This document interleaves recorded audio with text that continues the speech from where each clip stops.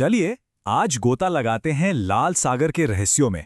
ये सिर्फ पानी का एक भंडार नहीं है, बल्कि ये तो इतिहास, आस्था और विज्ञान की एक जीती जागती दास्तां है।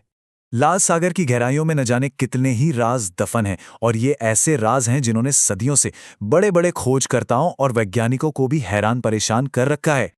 हम आज एक ऐसे सफर पर निकलने वाले हैं जो हमें प्राचीन चमत्कारों से लेकर आज की मॉडर्न खोजों तक ले जाएगा, और हम जानेंगे कि आखिर इसकी सतह के नीचे छिपा क्या है। तो चलिए शुरुआत करते हैं इस महान सागर की कुछ बेसिक बातों से, और सबसे पहले ये जानने की कोशिश करते हैं कि इसके नाम के पीछे का रहस्य क्या है। अच्छा, इसके रहस्यों में उतरने से पहले जरा इसके आकार का अंदाजा लगाते हैं। ये वाकई में बहुत बहुत बड़ा और अविश्वसनीय रूप से गहरा है। देखिए, इसकी गहराई इतनी है ना कि दुनिया की सबसे ऊंची इमारत बुर्ज खलीफा इसमें एक बार नहीं, दो बार नहीं, बल्कि लगभग 3 बार पूरी की पूरी डूब सकती है। सोचिए जरा। लेकिन सबसे दिलचस्प सवाल तो इसके नाम को लेकर है। इसका पानी तो ज्यादातर वक्त चमकीले नीले हरे रंग का होता है, तो फिर इसे लाल सागर क्यों कहते हैं भला? इसका जवाब साइंस और पुराने इतिहास के एक बड़े ही दिलचस्प मेल में छिपा है। एक थ्योरी तो ये कहती है कि एक खास मौसम में एक तरह का शैवाल यहाँ खिलता है जो इसके पानी को लाल भूरा रंग दे देता है। वहीं एक ऐतिहासिक थ्योरी इसे पुरानी भाषाओं से जोड़ती है, जहाँ दक्षिण दिशा को दिखाने के लिए लाल रंग का इस्तेमाल होता था। अब आते हैं लाल सागर से जुड़ी उस सबसे मशहूर कहानी पर, जिसके बारे में सबने कभी ना कभी सुना जरूर है, द ग्रेट एक्सोडस। हजारों सालों से इस घटना को एक दैवीय चमत्कार माना जाता रहा है। धार्मिक इतिहास का एक बहुत ही अहम मोड़, एक ऐसा किस्सा जिसमें मूसा और उनके लोगों को बचाने के लिए समुद्र ने खुद रास्ता बना दिया था। पर सबूत क्या कहते हैं? यहीं आकर ना कहानी में एक दिलचस्प मोड़ आता है। एक तरफ तो हैं कुछ ऐसी पुरातात्विक खोजें जो हैरान कर देती हैं, तो दूसरी तरफ है एक पक्का वैज्ञानिक तर्क।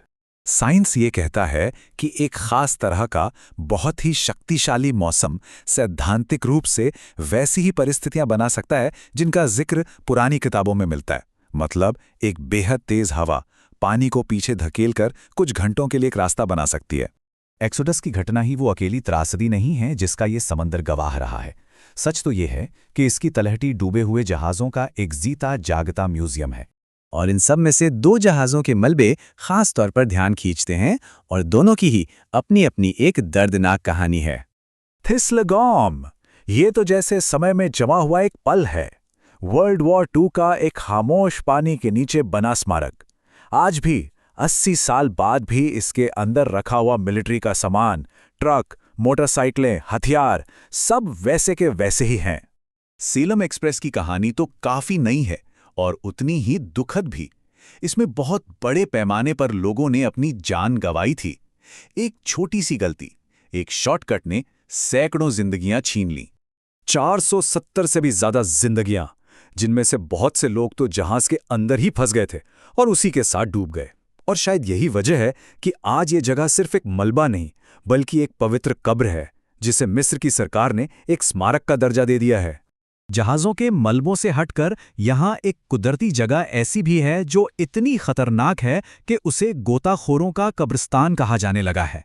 ऊपर से देखने पर तो ये जगह बहुत खूबसूरत लगती है, लेकिन ये सिंखोल असल में माहिर गोताखोरों के लिए एक आखिरी इम्तिहान की तरह है, और अक्सर जानलेवा भी। यह खतरा कोई समुंदरी दैत्य नहीं है, बल्कि शरीर पर पड़ने वाला एक बहुत ही खतरनाक असर है जो बहुत ज़्यादा गहराई में जाकर दिमाग को धोखा दे देता है, और लोग जानलेवा गलतियां कर बैठते हैं। 200 से भी ज्यादा, और ये सिर्फ एक नंबर नहीं है, ये उन तजुर्बेकार गोताखोरों की संख्या है जिन्होंने उस आर्च को पार करने की कोशिश में अपनी जान गंवा दी। मतलब हर एक नंबर के पीछे एक पूरी कहानी है, और शायद यही वजह है कि इस खूबसूरत सी जगह को गोताखोरों का कब्रिस्तान जैसा खौफनाक नाम मिला है।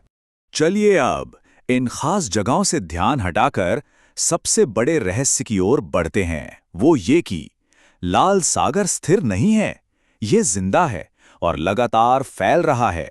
ये कोई कहानी या गुजरे जमाने का राज नहीं है, एक भूवैज्ञानिक प्रक्रिया है जो अभी इसी वक्त हो रही है, और हम सब एक नए महासागर के जन्म के गवाह बन रहे हैं। ये जो टाइमलाइन है ना, ये दिखाती है कि हम आज जिस समुद्र को देख रहे हैं वो आने वाले वक्त में बनने वाले एक विशाल महासागर की सिर्फ एक शुरुआत है। और इस भूवैज्ञानिक हलचल का नतीजा है एक बहुत ही अनोखा माहौल।